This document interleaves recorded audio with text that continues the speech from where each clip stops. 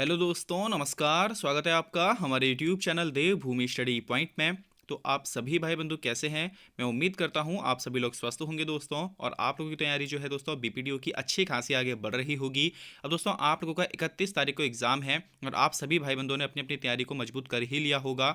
तो दोस्तों ये अंतिम जो समय है, इस समय पे आप लोग अपनी प्रैक्टिस सेट लगा करके अपनी तैयारी को जांच सकते हैं, अपने आप को एक एग्जाम का माहौल दे सकते हैं। तो दोस्तों इसी के रिगार्डिंग मैं आज आपके साथ डिस्कस करने वाला हूँ यूकेपीएससी यूके ट्रिपल एससी परीक्षाओं के लिए दोस्तों हमारा हिंदी और उत्तराखंड का प्रैक्टिस सेट, जिसमें दोस्तों हम लोग देखेंगे 20 हिंदी के और 30 हमारे उत्तराखंड के महत्वपूर्ण प्रश्नों को। अब दोस्तों आप लोग अपना स्कोर देखिएगा इसमें। अगर आप लोग दोस्तों इसमें 40 या फिर 45 प्लस स्कोर कर जाते हैं तो आप लोग ये मान के चल सकते हैं दोस्तों कि आपकी तैयारी बेहतर है। वही दोस्तों, अगर आप लोगों को हिंदी और उत्तराखंड के अन्य प्रैक्टिस सेट भी लगाने हैं, दोस्तों आप मेरे चैनल की प्लेलिस्ट में जाकर के आसानी से उन सभी वीडियोस को वहां से चेक कर सकते हैं। बाकी दोस्तों मैं लिंक डिस्क्रिप्शन बॉक्स में भी शेयर कर दूंगा, आप लोग वहां जाकर के भी उन वीडियोस को चेक कर सकते हैं। अब दोस्तों आप लोगों का ज़्यादा समय ना खराब करते हुए आज की वीडियो को प्रारंभ करते हैं। पहला प्रश्न हमारा, विकलांग श्रद्धा का दौर नामक प्रसिद्ध रचना किस रचनाकार की है? तो दोस्तों इसका बिल्कुल राइट आंसर हो जाएगा ऑप्शन बी, हरिशंकर परसाई जी की दोस्तों यह प्रसिद्ध एक रचना है। और इसके लिए दोस्तों इन्हें हरिशंकर परसाई जी को 1982 में साहित्य अकादमी पुरस्कार के द्वारा भी पुरस्कृत किया गया था। अगला प्रश्न हमारा, चिड़िया आकाश में उड़ रही है, वाक्य में उड़ रही कौन सी क्रिया होगी? तो दोस्तों इसका बिल्कुल राइट आंसर हो जाएगा हमारा ऑप्शन बी, अकर्मक क्रिया दोस्तों इसमें हमें देखने के लिए मिलेगी। जैसे कि दोस्तों आप सभी जानते होंगे, मैंने आपको पहले की वीडियोस में भी बताया हुआ है कि आप लोगों को दोस्तों जो भी वाक्य में आपको क्रिया दिख रही होगी, उससे आपने दो प्रश्न करने हैं, क्या और किसको। ठीक है, तो इसमें हमारी क्रिया हो रही है उड़ने की, तो आप प्रश्न करेंगे क्या उड़ रही है, तो आपको आंसर मिलेगा चिड़िया। लेकिन दोस्तों आपने एक चीज़ ध्यान में रखनी है कि अगर आप क्या से प्रश्न करते हैं और अगर आपको उत्तर सजीव में मिलता है, तो दोस्तों वह हमारा कर्म ना होकर के क्या हो जाएगा, कर्ता हो जाएगा। तो दोस्तों क्या से प्रश्न करने पर हमें सजीव उत्तर मिला, इसका मतलब यह करता है, कर्म नहीं है। फिर हम प्रश्न करेंगे किसको उड़ रही है, तो दोस्तों कोई उत्तर नहीं मिल रहा है, तो इसमें दोस्तों हमारी अकर्मक क्रिया हो जाएगी। अगला प्रश्न हमारा, निम्नलिखित में व्यक्तिवाचक संज्ञा नहीं है। अब दोस्तों आप सभी जानते होंगे संज्ञा के हमारे कुल 5 भेद होते हैं, व्यक्तिवाचक, जातिवाचक, भाववाचक, द्रव्यवाचक और समूहवाचक। तो दोस्तों आपने बताना है इन चार हमारे जो ऑप्शन है इसमें से कौन सा एक व्यक्तिवाचक संज्ञा नहीं है। तो दोस्तों इसका बिल्कुल राइट आंसर हो जाएगा ऑप्शन डी, किताब दोस्तों इसमें हमारी व्यक्तिवाचक संज्ञा नहीं है, यह दोस्तों हमारी एक जातिवाचक संज्ञा है। अगला प्रश्न हमारा, तुरंत सोचकर निर्णय लेने वाला क्या कहलाता है? अब दोस्तों तुरंत सोचकर निर्णय लेने वाला क्या कहलाता है? आपके एग्जाम में दोस्तों प्रश्न बनते हैं इससे कि अनेक वाक्यों के लिए अनेक यानी कि हमारे वाक्यांश के लिए एक शब्द के लिए हमारे ये प्रश्न इस प्रकार से आप पूछे जाते हैं। तो आपने बताना दोस्तों तुरंत सोचकर निर्णय लेने वाला व्यक्ति क्या कहलाता है?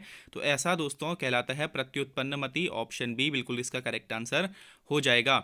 वहीं दोस्तों अगर किम कर्तव्य विमूढ़ का अगर आपसे पूछा जाए तो जिसे कर्तव्य का बोध ना हो, वह दोस्तों किम कर्तव्य विमूढ़ कहलाता है।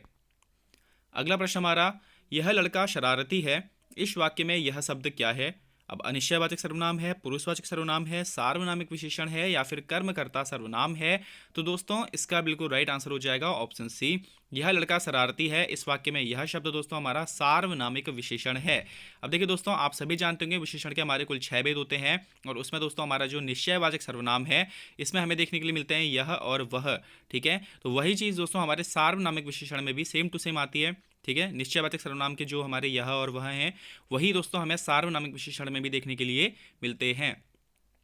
अगला प्रश्न हमारा, परिमाणवाचक भेद है। अब दोस्तों आपने बताना कि परिमाणवाचक किसका भेद है इन चारों में से? तो दोस्तों इसका बिल्कुल राइट आंसर हो जाएगा ऑप्शन बी, परिमाणवाचक दोस्तों विशेषण का भेद है। अब दोस्तों जो शब्द संज्ञा और सर्वनाम की विशेषता बताते हैं वह विशेषण शब्द कहलाते हैं। और दोस्तों विशेषण कितने प्रकार के होते हैं? तो दोस्तों ये 4 प्रकार के हैं, गुणवाचक, संख्यावाचक, परिमाणवाचक और हमारा सार्वनामिक विशेषण। अगला प्रश्न हमारा, भाषा के वे लघुत्तम सार्थक खंड जो शब्द के अंत में जुड़कर नए शब्दों का निर्माण करते हैं क्या कहलाते हैं? अब दोस्तों जो ऐसे भाषा के लघुत्तम सार्थक खंड होते हैं जो किसी भी शब्द के अंत में जुड़ते हैं, लास्ट में जुड़ते हैं, तो ऐसे शब्दों को दोस्तों हम लोग प्रत्यय कहते हैं। ऑप्शन बी इसका बिल्कुल करेक्ट आंसर हो जाएगा। वहीं दोस्तों अगर प्रश्न पूछा गया कि भाषा के वो लघुत्तम सार्थक खंड जो शब्द के प्रारंभ में जुड़कर नए शब्दों का निर्माण करते हैं, तो वह दोस्तों हमारे उपसर्ग कहलाएंगे। अगला प्रश्न हमारा, निम्नलिखित में से स्त्रीलिंग शब्द कौन सा है? अब दोस्तों इन 4 शब्दों में से कौन सा एक स्त्रीलिंग शब्द है आप लोगों ने बताना है। तो दोस्तों इसका बिल्कुल राइट आंसर हो जाएगा ऑप्शन बी, आज्ञा दोस्तों इसमें हमारा स्त्रीलिंग शब्द हो जाएगा। जैसे कि दोस्तों आपने भी सुना होगा मेरी आज्ञा, हम लोग मेरा आज्ञा नहीं कहते, हम लोग क्या कहते हैं, मेरी आज्ञा। ठीक है, तो इसमें हमारा ऑप्शन बी स्त्रीलिंग शब्द है। अगला प्रश्न हमारा, अपने मित्रों बंधुजनों को लिखने वाले पत्रों को किस प्रकार के पत्र माना जाता है?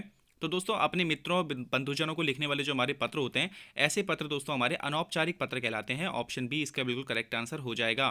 ठीक है, और वहीं दोस्तों जो हमारे सरकारी पत्र रहेंगे वह हमारे औपचारिक पत्रों में आ जाएंगे। ठीक है, अगला प्रश्न हमारा, उद्धव तुम हो अति बड़भागी, यह पंक्ति किस कवि की है? अब दोस्तों आप सभी जानते होंगे कि यह जो हमारी कक्षा 10 की हिंदी की किताब थी उसमें दोस्तों हम आप सभी भाई बंधुओं ने इसको पढ़ा होगा।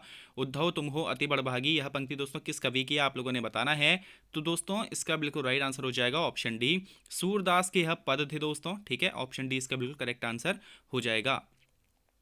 अगला प्रश्न हमारा, निम्न में से कौन सा वर्ण समूह स्पर्श संघर्षी व्यंजन है? अब दोस्तों इन चार वर्ण समूह में से आपने बताना है कि कौन सा एक वर्ण समूह स्पर्श संघर्षी व्यंजन है।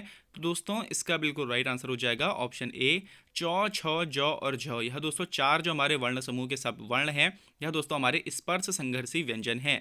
अब देखिए दोस्तों, इसमें जो हमारा क, ख, ग, घ है यह हमारे स्पर्शी व्यंजन है। यौरा लवा दोस्तों हमारे अंतस्थ व्यंजन है। और शाह शाह जो है दोस्तों यह हमारे ऊष्म व्यंजन है। और इन्हीं ऊष्म व्यंजन को दोस्तों हम लोग संघर्षी व्यंजन भी कहते हैं। ठीक है, तो संघर्षी व्यंजन पूछेगा तो हमारे शाह हो जाएंगे, लेकिन दोस्तों स्पर्श संघर्षी व्यंजन बोलेगा तो चौ छौ जौ जौ होगा। आपने इसमें भी डिफरेंस समझना है। अगला प्रश्न, किसी प्रचलित बड़े शब्द को छोटे रूप में लिखने के लिए किस चिन्ह का प्रयोग किया जाता है? तो दोस्तों इसका बिल्कुल राइट आंसर हो जाएगा हमारा ऑप्शन सी, लाघव चिन्ह का दोस्तों इसमें प्रयोग किया जाता है। अब देखिए दोस्तों, जैसे आपने देखा होगा डॉक्टर लिखा होता है, तो हम पूरा डॉक्टर नहीं लिखते, हम क्या करते हैं डॉ बनाते हैं और उसके आगे एक छोटा सा गोला बना देते हैं। तो वह जो गोला होता है दोस्तों वही हमारा लाघव चिन्ह कहलाता है। ठीक है, तो आपने इसको भी ध्यान में रखना है। बड़े किसी भी प्रचलित बड़े शब्द को छोटे रूप में लिखने के लिए इसका इस्तेमाल किया जाता है। अगला प्रश्न हमारा, सज्जन शब्द का सही संधि विच्छेद क्या होगा? तो दोस्तों इसका बिल्कुल राइट आंसर हो जाएगा ऑप्शन बी, सत धन जन। यह दोस्तों हमारे सज्जन शब्द का सही संधि विच्छेद होगा। इसमें दोस्तों हमारी व्यंजन संधि लग रही है और व्यंजन संधि में भी दोस्तों तो संबंधी जो हमारे नियम होते हैं उसको यह फॉलो कर रहा है। अगला प्रश्न हमारा, अनुशासन शब्द है, कैसा शब्द है दोस्तों आप लोगों ने बताना है। योगरूढ़ है, संकर है, यौगिक है या फिर तद्भव शब्द है? तो दोस्तों इसका बिल्कुल राइट आंसर हो जाएगा ऑप्शन सी, अनुशासन शब्द दोस्तों हमारा एक यौगिक शब्द है। अब दोस्तों यौगिक शब्दों में कौन कौन से शब्द आते हैं? तो दोस्तों हमारे इसमें आ जाएंगे उपसर्ग, प्रत्यय, संधि और समास। ठीक है, यह चार हमारे दोस्तों अनुशासन शब्द यानी कि हमारे यौगिक शब्दों में आ जाएंगे। और जो दोस्तों हमारे यहाँ पर अनुशासन शब्द बना हुआ है यह दोस्तों हमारे उपसर्ग विधि से बना हुआ है, इसमें अनु उपसर्ग का प्रयोग किया गया है। अगला प्रश्न हमारा, निम्न में से शुद्ध वाक्य है। अब दोस्तों इन चार वाक्यों में से कौन सा एक वाक्य शुद्ध है आप लोगों ने बताना है। तो दोस्तों इसका बिल्कुल राइट आंसर हो जाएगा ऑप्शन सी, मैं अनेक विद्वानों से मिला हूं। यह दोस्तों वाक्य हमारा शुद्ध हो जाएगा। अब देखिए दोस्तों, मैं अनेकों विद्वानों से मिला हूं क्यों नहीं शुद्ध है? क्योंकि दोस्तों जो अनेक शब्द है ना वह पहले से ही बहुवचन है, तो उसके आगे दोस्तों ओ जो हमारी ओ की मात्रा लगी है वह नहीं लगी होनी चाहिए थी। ठीक है, ऑप्शन सी इसमें बिल्कुल हमारा शुद्ध वाक्य हो जाएगा। अगला प्रश्न हमारा, निम्नलिखित में पुल्लिंग शब्द कौन सा है? अब दोस्तों इन चार शब्दों में से कौन सा एक शब्द पुल्लिंग है आप लोगों ने बताना है। तो दोस्तों इसका बिल्कुल राइट आंसर हो जाएगा हमारा ऑप्शन ए, कुटुंब जो शब्द है यह हमारा एक पुल्लिंग शब्द है।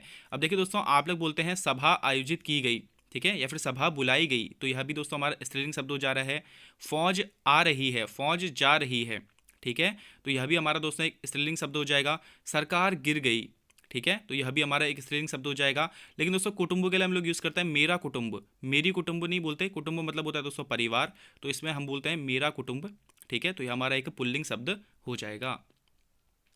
अगला प्रश्न हमारा, छात्र ने परिश्रम नहीं किया इसलिए वह अनुत्तीर्ण हो गया, यह वाक्य कैसा वाक्य है? तो दोस्तों इसका बिल्कुल राइट आंसर हो जाएगा हमारा ऑप्शन सी, ऐसा वाक्य। यह वाक्य जो है दोस्तों हमारा यह संयुक्त वाक्य है। अब देखिए दोस्तों, इसमें क्या हो रहा है कि दो वाक्य पूरे पूरे हैं और उनको एक समुच्चय बोधक शब्द इसलिए जोड़ रहा है। और आप सभी जानते होंगे कि संयुक्त जो हमारे संयुक्त वाक्य होते हैं इसमें दोस्तों दो वाक्यों को समुच्चय बोधक शब्दों के द्वारा जोड़ा जाता है। समुच्चय बोधक शब्द दोस्तों क्या क्या हो गए? जैसे कि हमारे हो गया इसलिए, तथा, एवं, व, यह सभी दोस्तों हमारे क्या हैं? समुच्चय बोधक शब्द हैं। अगला प्रश्न हमारा, वर्तनी की दृष्टि से शुद्ध शब्द कौन सा है? अब दोस्तों यहाँ पर उज्ज्वल चार तरीकों से लिखा गया है, आपने बताना है कि किस तरीके में हमारा यह शुद्ध लिखा गया है। तो दोस्तों इसका बिल्कुल राइट आंसर हो जाएगा ऑप्शन ए, उज्ज्वल दोस्तों हमारे ऑप्शन ए की तरह लिखा जाएगा। अब देखिए दोस्तों, इसमें जो कन्फ्यूजन होता है वह ऑप्शन ए और सी में रहता है, तो आप सभी भाई बंधु ध्यान में रखेंगे कि इसमें दोनों के दोनों जो हमारे जौ होते हैं वह आधे होते हैं। अगला प्रश्न हमारा, पूर्ववर्ती का विपरीतार्थक शब्द क्या होगा, यानी कि दोस्तों आपने पूर्ववर्ती शब्द का विलोम शब्द आप लोगों ने बताना है। तो दोस्तों इसका बिल्कुल राइट आंसर हो जाएगा ऑप्शन सी, पूर्ववर्ती का विपरीतार्थक शब्द दोस्तों हमारा परवर्ती हो जाएगा। अब देखिए दोस्तों यह हमारे दिशा सूचक वाला पूर्व नहीं है, ठीक है, ये पूर्ववर्ती यानी कि पहले की घटना के बारे में बात करने वाला पूर्व है। तो इसका दोस्तों हमारा ऑप्शन सी करेक्ट आंसर हो जाएगा। अगला प्रश्न और हमारे हिंदी का अंतिम प्रश्न है दोस्तों, सैवालिनी निम्न में से किसका पर्यायवाची शब्द है। तो दोस्तों इसका बिल्कुल राइट आंसर हो जाएगा ऑप्शन सी, सैवालिनी दोस्तों हमारे नदी जो हमारा शब्द है इसका पर्यायवाची शब्द है। अब देखिए दोस्तों नदी के कुछ अन्य पर्यायवाची भी मैं आपको बता देता हूँ, जैसे दोस्तों सरिता, वाहिनी, शैलजा, अपगा, तटनी, निम्नगा, निर्झरणी, तरंगिणी, नद, सैवालिनी, प्रवाहिनी, जलमाला, यह सभी दोस्तों हमारे नदी के ही पर्यायवाची हैं। अब दोस्तों यहाँ से हमारे उत्तराखंड के प्रश्न प्रारंभ हो रहे हैं। मैं प्रयास करूंगा आप लोगों को अधिक से अधिक फैक्ट दोस्तों इसके बारे में बताए जाएं, जैसे कि दोस्तों आपके उत्तराखंड की तैयारी और बेहतर हो सके। तो दोस्तों पहला प्रश्न हमारे उत्तराखंड का, कुमाऊं मंडल के कितने जिले गढ़वाल मंडल की सीमा स्पर्श करते हैं। तो दोस्तों इसका बिल्कुल राइट आंसर हो जाएगा ऑप्शन डी, इनमें से कोई भी नहीं है दोस्तों, ठीक है, क्योंकि दोस्तों जो हमारे कुमाऊं मंडल के जिले हैं वह 4 जिले दोस्तों गढ़वाल मंडल की सीमा को स्पर्श करते हैं। अब ये 4 जिले कौन से हैं, तो दोस्तों ऊपर है पिथौरागढ़, उसके बाद बागेश्वर, फिर नीचे अल्मोड़ा और उसके बाद नैनीताल, ठीक है दोस्तों, यह जो हमारे 4 जिले हैं यह गढ़वाल मंडल की सीमा को स्पर्श करते हैं। अगला प्रश्न हमारा, शक्ति समाचार पत्र का प्रकाशन कब आरंभ हुआ था। तो दोस्तों इसका बिल्कुल राइट आंसर हो जाएगा ऑप्शन डी, 15 अक्टूबर 1918 को दोस्तों विजयादशमी के दिन शक्ति नामक समाचार पत्र का प्रकाशन हुआ था और बी.डी. पांडे के संपादकत्व में नेतृत्व में दोस्तों इसका प्रकाशन प्रारंभ हुआ था। अगला प्रश्न हमारा, स्कंद पुराण में नंदा देवी पर्वत से कालगिरी तक के क्षेत्र को क्या कहा गया है। अब दोस्तों स्कंद पुराण में हमारे किस पुराण में हमारे उत्तराखंड का वर्णन मिलता है, तो दोस्तों स्कंद पुराण में हमारे उत्तराखंड का वर्णन मिला है और इसमें दोस्तों नंदा देवी पर्वत से कालगिरी तक के क्षेत्र को क्या बोला गया है, तो मानस खंड बोला गया है। ऑप्शन सी इसका बिल्कुल करेक्ट आंसर हो जाएगा। वही दोस्तों अगर आपसे पूछा जाए कि हरिद्वार से हिमालय तक के विस्तृत क्षेत्र को क्या बोला गया है, तो दोस्तों हरिद्वार से हिमालय तक के विस्तृत क्षेत्र को केदार खंड दोस्तों स्कंद पुराण में कहा गया है। अगला प्रश्न हमारा, उत्तराखंड क्रांति दल के प्रथम अध्यक्ष कौन थे, यानी कि दोस्तों आपने बताना है कि यूकेडी के पहले अध्यक्ष कौन थे। तो दोस्तों इसका बिल्कुल राइट आंसर हो जाएगा ऑप्शन बी, डी पंत दोस्तों उत्तराखंड क्रांति दल के प्रथम अध्यक्ष थे। अब दोस्तों उत्तराखंड क्रांति दल की अगर बात की जाए तो 26 जुलाई 1979 को दोस्तों इसकी स्थापना हुई थी और पहले अध्यक्ष दोस्तों इसके डी पंत बने थे, ठीक है। और इसके अलावा जो इससे प्रश्न बनता है वो बनता है कि यूकेडी का विभाजन कब हुआ था, तो दोस्तों 1987 में यूकेडी का विभाजन हो गया था और जो दल की बागडोर है वह काशी सिंह ऐरी के हाथों में चली गई थी। अगला प्रश्न हमारा, उत्तरांचल राज्य निर्माण के समय केंद्र में किस पार्टी की सरकार थी। अब दोस्तों ये इंपॉर्टेंट प्रश्न है, आप लोग थोड़ा इसको ध्यान में रखिएगा। आपने बताना है कि उत्तरांचल जब हमारा राज्य का निर्माण हुआ था 9 नवंबर सन 2000 को, तो उस समय दोस्तों केंद्र में किस पार्टी की सरकार थी। तो दोस्तों इसका बिल्कुल राइट आंसर हो जाएगा ऑप्शन बी, राष्ट्रीय जनतांत्रिक गठबंधन दोस्तों इस पार्टी की सरकार थी, हमारी सेंट्रल गवर्नमेंट थी उस समय, ठीक है। और वहीं दोस्तों प्रश्न बनते हैं कि किस प्रधानमंत्री के द्वारा हमारे राज्य निर्माण की घोषणा करी गई थी। तो दोस्तों 15 अगस्त 1996 को प्रधानमंत्री एच.डी. देवगौड़ा ने लाल किले से दोस्तों हमारी उत्तरांचल राज्य निर्माण की घोषणा करी थी। और दोस्तों ये प्रश्न बनता है कि उत्तर प्रदेश पुनर्गठन विधेयक पर किस राष्ट्रपति ने हस्ताक्षर किए थे। तो दोस्तों उत्तर प्रदेश पुनर्गठन विधेयक पर 28 अगस्त को राष्ट्रपति के.आर. नारायणन ने दोस्तों हस्ताक्षर किए थे और इनके हस्ताक्षर के बाद दोस्तों 9 नवंबर सन 2000 को हमारा उत्तरांचल राज्य अस्तित्व में आया था और उत्तरांचल का नाम दोस्तों उत्तराखंड 1 जनवरी 2007 को हो गया था। अगला प्रश्न है, पाली भाषा के बौद्ध साहित्यों में उत्तराखंड क्षेत्र के लिए प्रयुक्त शब्द कौन सा है। अब दोस्तों पाली भाषा के जो हमारे जितने भी बौद्ध साहित्य रहे हैं इसमें दोस्तों उत्तराखंड के लिए एक शब्द का प्रयोग किया गया है और वह है हिमवंत। तो ऑप्शन सी दोस्तों इसका बिल्कुल करेक्ट आंसर हो जाएगा। इसके अलावा दोस्तों किस वेद में हमारे उत्तराखंड के बारे में चर्चा है, तो दोस्तों ऋग्वेद में हमारे उत्तराखंड के बारे में चर्चा है। ऋग्वेद में दोस्तों उत्तराखंड को ऋषियों की भूमि या मनीषियों की भूमि दोस्तों कहा गया है। साथ ही साथ में आप लोग ध्यान में रखेंगे कि ऐतरेय ब्राह्मण जो दोस्तों एक ग्रंथ है ऐतरेय ब्राह्मण, इसमें भी दोस्तों उत्तराखंड को उत्तर कुरु कहा गया है।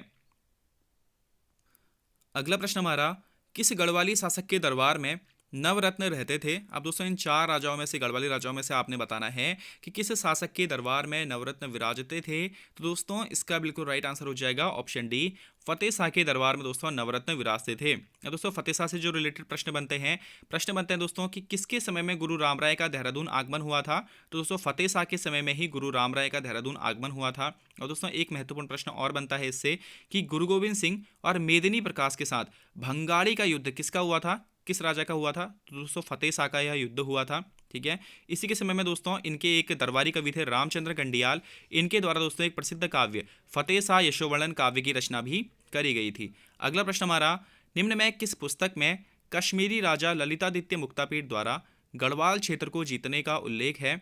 तो दोस्तों कश्मीरी राजा ललितादित्य मुक्तापीठ द्वारा गढ़वाल क्षेत्र को जीतने का जो उल्लेख है वह राज तरंगिणी में है। ऑप्शन सी इसका बिल्कुल करेक्ट आंसर हो जाएगा। प्रश्न बनता है दोस्तों, राज तरंगिणी लिखी किसके द्वारा गई है? तो कलहड़ के द्वारा दोस्तों यह रचित है। अगला प्रश्न हमारा, चनौदा सोमेश्वर अल्मोड़ा में शांतिलाल त्रिवेदी के प्रयास से गांधी आश्रम की स्थापना कब की गई थी? अब दोस्तों सबसे पहले तो आपने ध्यान में रखना है कि गांधी आश्रम की स्थापना किसने करी है? तो शांतिलाल त्रिवेदी ने करी है। कहाँ करी है दोस्तों? तो चनौदा सोमेश्वर अल्मोड़ा में दोस्तों गांधी आश्रम की स्थापना करी है। अब दोस्तों आप लोगों ने बताना है कि इसकी स्थापना कब करी गई थी। तो दोस्तों इसका बिल्कुल राइट आंसर हो जाएगा हमारा ऑप्शन ए, 1937 में दोस्तों चनौदा सोमेश्वर अल्मोड़ा में शांतिलाल त्रिवेदी ने गांधी आश्रम की स्थापना करी थी। अगला प्रश्न हमारा, किसके शासन को कुमाऊं का स्वर्णकाल कहते हैं? अब दोस्तों किस चंद राजा के काल को कुमाऊं का स्वर्णकाल कहते हैं अगर आपसे पूछा जाता है? तो दोस्तों इसका बिल्कुल राइट आंसर हो जाएगा हमारा ऑप्शन ए, जगत चंद के काल को दोस्तों कुमाऊं का स्वर्णकाल कहते हैं। अब दोस्तों जगत चंद का काल इसलिए भी जाना जाता है कि इसने जुआरियों पर कर लगाया था। ठीक है, इससे भी हमें कई बार प्रश्न देखने के लिए मिले हैं कि किस चंद राजा ने जुआरियों पर कर लगाया था। इसके अलावा दोस्तों एक प्रश्न और बनता है कि किस चंद राजा की मृत्यु चेचक से हुई थी? तो दोस्तों जगत चंद की मृत्यु चेचक से हुई थी। इसी के समय में दोस्तों जो हमारे तराई भबर वाला क्षेत्र है यहाँ से 9 लाख की आय भी होती थी। इन्हीं सभी कारणों से दोस्तों इसको कुमाऊं का स्वर्णकाल कहते हैं, इसके काल को कुमाऊं का स्वर्णकाल कहते हैं। अगला प्रश्न हमारा, उत्तराखंड के पवार वंश का अंतिम शासक कौन था? अब दोस्तों आप सभी जानते होंगे कि उत्तराखंड में पहले दोस्तों हमारे पवार शासकों ने 1804 ईस्वी तक शासन करा। उसके बाद दोस्तों फिर गोरखाओं ने यहाँ पर आधिपत्य कर लिया था और 1815 के बाद दोस्तों टिहरी रियासत के नाम से दोस्तों पवार राजाओं ने फिर से शासन किया। तो दोस्तों आपने बताना है कि अंतिम जो इनके राजा रहे थे पवार वंश के, वह कौन रहे थे? तो दोस्तों इसका बिल्कुल राइट आंसर हो जाएगा ऑप्शन ए, मानवेंद्र शाह दोस्तों उत्तराखंड के पवार वंश के अंतिम शासक थे। ठीक है, अब दोस्तों ये प्रश्न बनता है कि मानवेंद्र शाह ने भारत सरकार के विलय पत्र पर हस्ताक्षर कब किए थे? तो 1 अगस्त 1949 को दोस्तों भारत सरकार के विलय पत्र पर दोस्तों मानवेंद्र शाह ने हस्ताक्षर कर दिए थे। और इस प्रकार दोस्तों जो हमारा उत्तराखंड है वह उस समय के संयुक्त प्रांत का 50वां जिला बन गया था। तब दोस्तों संयुक्त प्रांत उत्तर प्रदेश को कहा जाता था। अगला प्रश्न दोस्तों हमारा, निम्न में से कौन सा युग्म गलत है? अब दोस्तों इन 4 युग्मों में से कौन सा एक युग्म गलत है आप लोगों ने बताना है। तो दोस्तों इसका बिल्कुल राइट आंसर हो जाएगा हमारा ऑप्शन डी, गढ़वाली जो समाचार पत्र है दोस्तों उसका प्रकाशन श्रीनगर से नहीं होता था। तो दोस्तों गढ़वाली का कहाँ से होता था? तो दोस्तों गढ़वाली समाचार पत्र का प्रकाशन वर्ष 1905 में देहरादून से प्रारंभ हुआ था। और दोस्तों इसके प्रथम संपादक कौन थे? तो गिरिजा दत्त नैथानी दोस्तों इसके प्रथम संपादक थे।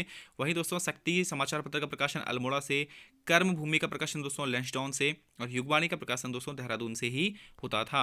अगला प्रश्न हमारा, प्राचीन ग्रंथों में निम्न में से किसके लिए भृगतुंग शब्द प्रयुक्त किया गया है? अब दोस्तों आपने बताना है कि किस प्राचीन ग्रंथ में किस एक हमारे इस धाम के लिए, ठीक है, भृगतुंग शब्द प्रयोग में लाया गया है। तो दोस्तों इसका बिल्कुल राइट आंसर हो जाएगा ऑप्शन ए, केदारनाथ के लिए दोस्तों प्राचीन ग्रंथों में भृगतुंग शब्द का प्रयोग किया गया है। अब दोस्तों बाकी आप लोग केदारनाथ के बारे में ध्यान में रखेंगे कि केदारनाथ में दोस्तों हमारे भगवान शिव के किस भाग की पूजा होती है? तो पृष्ठ भाग की पूजा होती है। ठीक है, हमारे महादेव के दोस्तों 12 ज्योतिर्लिंगों में से एक ज्योतिर्लिंग दोस्तों हमारा केदारनाथ है। किस नदी के किनारे है? तो यह भी प्रश्न बन सकता है। दोस्तों मंदाकिनी नदी के तट पर यह दोस्तों यहाँ स्थित है रुद्रप्रयाग में। ठीक है, मंदाकिनी नदी कहाँ से निकलती है? दोस्तों ये प्रश्न अगर बन जाता है दोस्तों चौराबाड़ी ग्लेशियर से रुद्रप्रयाग से दोस्तों यह नदी निकलती है और रुद्रप्रयाग में दोस्तों यह अलकनंदा से संगम कर लेती है। अगला प्रश्न हमारा, प्रजातंत्रात्मक शासन के लिए 1939 में 4 सदस्यीय प्रजामंडल की स्थापना निम्न में से किसके काल में हुई थी? तो दोस्तों आपने बताना है कि 4 सदस्य वाले प्रजामंडल की स्थापना 1939 में किस राजा के काल में हुई थी? तो दोस्तों इसका बिल्कुल राइट आंसर हो जाएगा ऑप्शन ए, नरेंद्र शाह के काल में दोस्तों 1939 में 4 सदस्यीय प्रजामंडल की स्थापना करी गई थी। वहीं दोस्तों यह जनवरी के मंथ को भी आप लोग ध्यान में रख सकते हैं कि जनवरी 1939 में इसकी स्थापना हुई थी। देहरादून में दोस्तों इसकी स्थापना करी गई थी और स्थापना दोस्तों जो प्रमुख इसमें नाम जाना जाता है वह श्रीदेव सुमन जी का इसमें जाना जाता है। अगला प्रश्न हमारा, निम्न में कौन सुमेलित नहीं है? अब दोस्तों यहाँ पे 4 घटनाएं दी गई हैं। इन 4 घटनाओं में से कौन सी एक घटना सही सुमेलित नहीं है? ठीक है, यह आप लोगों ने बताना है। तो दोस्तों इसका बिल्कुल राइट आंसर हो जाएगा ऑप्शन सी, मसूरी जो कांड हुआ था दोस्तों वह 2 सितंबर 1994 को हुआ था। तो यह दोस्तों हमारा सुमेलित नहीं है। देखिए दोस्तों मैं आपको क्रम से बताता हुआ चलता हूँ कि कौन कौन से कांड कब कब हुए थे। तो दोस्तों सबसे पहले आप लोग ध्यान में रखेंगे खटीमा गोलीकांड। ठीक है, खटीमा गोलीकांड दोस्तों 1 सितंबर 1994 को हुआ था। और इसी के अगले दिन मसूरी में दोस्तों 2 सितंबर 1994 को दोस्तों दूसरा मसूरी हत्याकांड हुआ था। ठीक। और दोस्तों जो हमारा खटीमा गोलीकांड है ना, इसी को दोस्तों हम लोग काला दिवस के नाम से भी जानते हैं। तो हमें ऑप्शन डी में जो दिखाई दे रहा है, खटीमा कांड बोल लो या फिर काला दिवस कांड बोल लो, दोनों ही दोस्तों 1 सितंबर 1994 को हुए थे। ठीक है। और वहीं दोस्तों इसके बाद हुआ था मसूरी गोलीकांड 2 सितंबर 1994 को। इसके बाद दोस्तों मुजफ्फरनगर कांड कह लो या फिर रामपुर तिराहा कांड, यह दोस्तों 2 अक्टूबर 1994 को हुआ था। और इसके बाद दोस्तों एक चौथी घटना जो आती है श्रीअंत टापू घटना, यह दोस्तों श्रीअंत टापू घटना कब हुई थी? तो 10 नवंबर 1995 को दोस्तों श्रीअंत टापू घटना भी हुई थी। अगला प्रश्न हमारा, उत्तराखंड के पर्वतीय भाग का क्षेत्रफल कितना है? अब दोस्तों उत्तराखंड का जितना क्षेत्रफल है, इसमें से दोस्तों पर्वतीय भाग का क्षेत्रफल कितना प्रतिशत है आप लोगों ने बताना है। तो दोस्तों इसका बिल्कुल राइट आंसर हो जाएगा ऑप्शन डी, 86.07%। यह दोस्तों हमारे उत्तराखंड के पर्वतीय भाग का क्षेत्रफल है, जबकि दोस्तों हमारे उत्तराखंड का 13.93% भाग मैदानी है। अगला प्रश्न हमारा, उत्तराखंड के कौन से जिले पूर्णतः आंतरिक सीमाओं वाले हैं? अब दोस्तों इन चार, ये जो हमारे यहाँ पर युग्म दिए गए हैं, इसमें से आपने बताना है कि उत्तराखंड के ऐसे कौन से जिले हैं जो पूर्णतः आंतरिक सीमाओं वाले हैं। तो दोस्तों इसका ऑप्शन डी बिल्कुल करेक्ट आंसर हो जाएगा। जितने भी हमें ऊपर ऑप्शन दिए गए हैं वह सभी दोस्तों हमारे पूर्णतः आंतरिक सीमाओं वाले जिले हैं। यह जिले कौन कौन से हैं दोस्तों? तो टिहरी, रुद्रप्रयाग, बागेश्वर व अल्मोड़ा, यह दोस्तों हमारे उत्तराखंड के 4 ऐसे जिले हैं जो पूर्णतः आंतरिक जिले हैं। यानी कि दोस्तों ये जो जिले हैं ये ना अंतर्राष्ट्रीय सीमा बनाएंगे और ना ही दोस्तों किसी अन्य राज्य के साथ सीमा बनाते हैं। अगला प्रश्न हमारा, सरस्वती व अलकनंदा के मिलन स्थल पर कौन सा प्रयाग है? अब दोस्तों सरस्वती नदी और अलकनंदा नदी का जहाँ पर दोस्तों संगम होता है, तो उस प्रयाग को क्या बोला जाता है आप लोगों ने बताना है। तो दोस्तों इसका बिल्कुल राइट आंसर हो जाएगा हमारा ऑप्शन सी, केशव प्रयाग दोस्तों उसको कहा जाता है। वहीं दोस्तों हमारे उत्तराखंड में पंच प्रयाग पाए जाते हैं, जैसे कि आप सभी जानते होंगे। ठीक है, पंच प्रयागों में दोस्तों कौन कौन से प्रयाग आएंगे? तो विष्णु प्रयाग आएगा। ठीक है, विष्णु प्रयाग में दोस्तों अलकनंदा व धौलीगंगा का संगम होता है। फिर दोस्तों नंद प्रयाग आता है, अलकनंदा व नंदाकिनी का संगम होता है। फिर दोस्तों कर्णप्रयाग आएगा जहाँ पे अलकनंदा और पिंडर नदी का संगम होगा। फिर दोस्तों रुद्रप्रयाग आएगा जहाँ पे अलकनंदा और मंदाकिनी का संगम होगा। उसके बाद दोस्तों देवप्रयाग आएगा जहाँ पे भागीरथी व अलकनंदा का संगम होगा। और इन दो नदियों के संगम के बाद दोस्तों यहाँ से गंगा नदी का निर्माण होता है। वहीं दोस्तों आप लोग सोनप्रयाग भी ध्यान में रख सकते हैं कि सोनप्रयाग में दोस्तों रुद्रप्रयाग में स्थित है। ठीक है, और यहाँ पर दोस्तों सोन गंगा व मंदाकिनी के संगम पर यह स्थित है। अगला प्रश्न हमारा, जानवी नदी किस मुख्य नदी से संबंधित है? अब दोस्तों यहाँ पे 4 मुख्य नदियाँ दी गई हैं, आपने बताना कि जो जानवी नदी है यह किस मुख्य नदी से संबंधित है। तो दोस्तों इसका बिल्कुल राइट आंसर हो जाएगा हमारा ऑप्शन बी, भागीरथी नदी से दोस्तों जानवी नदी संबंधित है। अब दोस्तों ये जो जानवी नदी है इसको हम लोग जाड़ गंगा भी कहते हैं, आपने इसको भी ध्यान में रखना है। ठीक है, यह भागीरथी से किस स्थान पर संगम करेगी? तो दोस्तों यह उत्तर काशी के भैरव घाटी यानी कि लंका नामक स्थान पर दोस्तों यह हमारे उत्तर काशी में भागीरथी नदी से संगम करती है। वहीं दोस्तों भागीरथी नदी की कुछ प्रमुख सहायक नदियों में आती है, जैसे कि केदार गंगा आ जाएगी। ठीक है, केदार गंगा दोस्तों जो है वह गंगोत्री जो हमारा धाम है उत्तराखंड का, यहाँ पर दोस्तों केदार गंगा व भागीरथी नदी का संगम होता है गंगोत्री नामक स्थान पर। उसके बाद दोस्तों फिर जानवी आप लोग ध्यान में रखेंगे जो महत्वपूर्ण है। जानवी नदी को दोस्तों जाड़ गंगा भी कहते हैं, भैरव घाटी लंका में संगम करेगी। इसके बाद दोस्तों सिया गंगा, असीम गंगा, यह भी दोस्तों हमारी कुछ भागीरथी की प्रमुख सहायक नदियाँ हैं। अगला प्रश्न दोस्तों हमारा, कॉर्बेट राष्ट्रीय उद्यान का क्षेत्रफल कितना है? तो दोस्तों आपने बताना कि कॉर्बेट नेशनल पार्क का क्षेत्रफल कितना है। तो दोस्तों इसका बिल्कुल राइट आंसर हो जाएगा ऑप्शन ए, 520.82 वर्ग किलोमीटर दोस्तों हमारे कॉर्बेट नेशनल पार्क का क्षेत्रफल है। वहीं दोस्तों आप लोग कॉर्बेट नेशनल पार्क से ध्यान में रख सकते हैं कि यह भारत का पहला नेशनल पार्क था। ठीक है, इसकी स्थापना कब हुई थी दोस्तों? तो 1936 में इसकी स्थापना हुई थी। हेली नेशनल पार्क के नाम से तब दोस्तों इसकी स्थापना करी गई थी।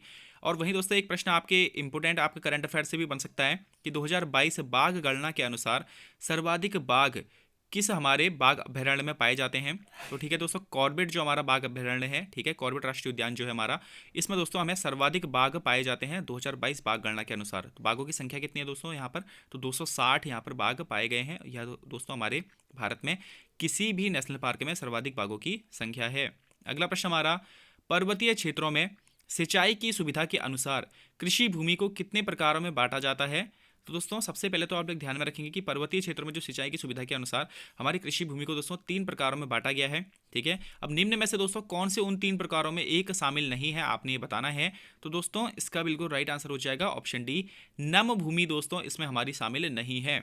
वहीं दोस्तों तलाऊ, उपराऊ और इजरान, यह 3 भागों में दोस्तों हमारे पर्वतीय क्षेत्रों को सिंचाई की सुविधा के अनुसार बांटा गया है। और दोस्तों अभी तालाब भूमि से हमें प्रश्न देखने के लिए मिला था कि सर्वाधिक सिंचित भूमि को क्या बोला जाता है, तो दोस्तों तालाब भूमि ऐसी भूमि को बोला जाता है। वही दोस्तों जो जंगल वाले एरिया में पथरीले पथरीले जो हमारे मतलब मिट्टी वाले जो भाग होगा वह कौन सी भूमि कहलाएगी, तो वह दोस्तों इजरान भूमि कहलाती है। अगला प्रश्न हमारा, निम्न मठों में कौन सुमेलित नहीं है। अब दोस्तों यहाँ पे 4 मठ दिए गए हैं, आपने बताना कि कौन सा एक मठ इनमें से सुमेलित नहीं है। तो दोस्तों इसका बिल्कुल राइट आंसर हो जाएगा हमारा ऑप्शन बी, केसोराय मठ। दोस्तों यह हमारा सुमेलित नहीं है। केसोराय मठ कहाँ है फिर दोस्तों, तो यह भक्तियाना श्रीनगर पौड़ी गढ़वाल में स्थित है। वहीं दोस्तों काली मठ रुद्रप्रयाग में है, शंकर मठ पौड़ी में है और ज्योतिर्मठ दोस्तों हमें चमोली में देखने के लिए मिलता है। अगला प्रश्न हमारा, मुचकुंद गुफा कहाँ स्थित है। अब दोस्तों इन 4 धामों में से आपने बताना कि किस एक धाम के पास मुचकुंद गुफा स्थित है। तो दोस्तों इसका बिल्कुल राइट आंसर हो जाएगा ऑप्शन ए, मुचकुंद गुफा दोस्तों बद्रीनाथ के पास स्थित है। अब दोस्तों बद्रीनाथ के पास हमें कुछ अन्य गुफाएं भी मिलेंगी, जैसे कि दोस्तों मुचकुंद गुफा हो गई, गणेश गुफा हो गई, व्यास गुफा हो गई, यह सभी दोस्तों हमारे बद्रीनाथ के पास माणा गांव में स्थित है। अगला प्रश्न हमारा, उत्तराखंडी महिलाओं का प्रसिद्ध आभूषण तिलहरी कहाँ धारण किया जाता है। अब दोस्तों इन 4 भागों में से आपने बताना कि किस भाग में दोस्तों उत्तराखंड महिलाओं का प्रसिद्ध आभूषण तिलहरी पहना जाता है। तो दोस्तों इसका बिल्कुल राइट आंसर हो जाएगा ऑप्शन सी, उत्तराखंडी महिलाओं का प्रसिद्ध आभूषण तिलहरी दोस्तों गले में धारण किया जाता है। अब दोस्तों गले में कुछ अन्य आभूषण भी आप लोग ध्यान में रख सकते हैं, जैसे दोस्तों गुलबंद हो गया, चरे या फिर चर्यो हम लोग इसको कहते हैं, ठीक है, हंसुली हो गया और चंद्रहार, यह सभी भी दोस्तों हम लोग गले में ही धारण करते हैं। अगला प्रश्न हमारा, राज्य में मुख्य केंद्रीय भ्रंश रेखा स्थित है। या दोस्तों आपने बताना है कि जो हमारी मुख्य केंद्रीय भ्रंश रेखा है वह राज्य में किन हिमालयों के बीच में स्थित है।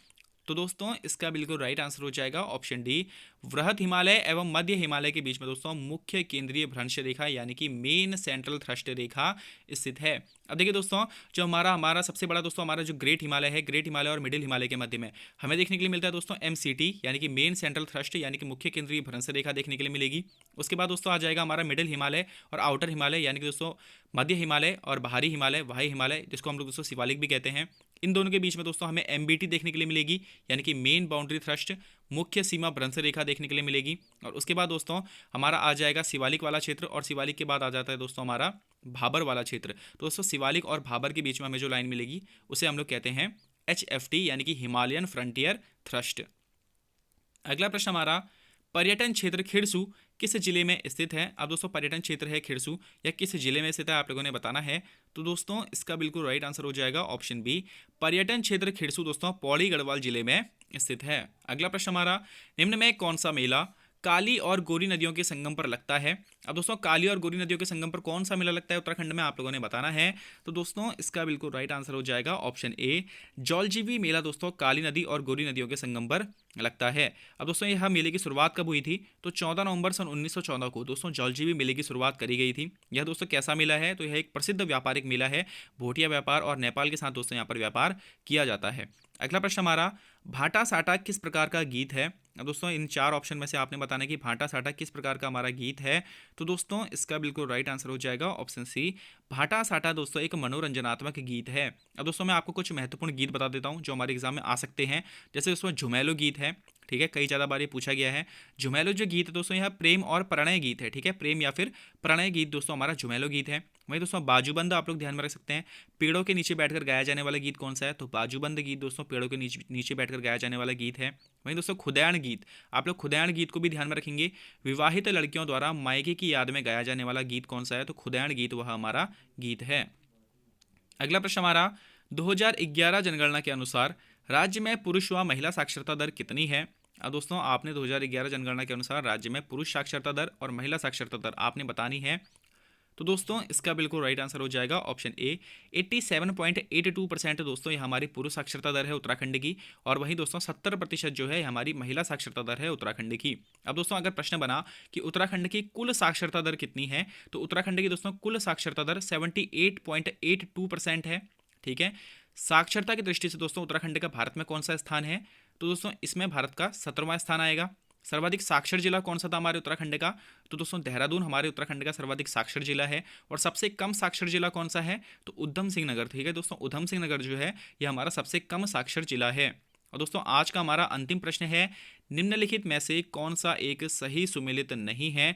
अब दोस्तों यहाँ पर 4 परियोजनाएं आपको दी गई हैं, आपने बताना है कि कौन सी एक परियोजना सही सुमेलित नहीं है।